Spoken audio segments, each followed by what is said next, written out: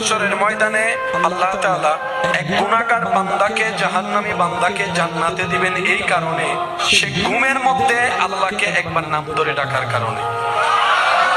তো ফেরেশতারা রবকে বলবে, আল্লাহ সে তো জেগে ডাকে নাই, ঘুমে ডেকেছে। ঘুমে তো অনেকে অনেক কথা বলে।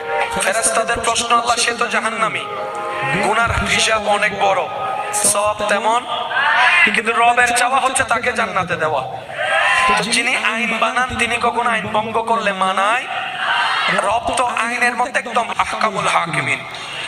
তো রব বলবে, ফেরেশতা জেগে ডাকুক আর ঘুমে ডাকুক, আমাকেই তো ডাকছে।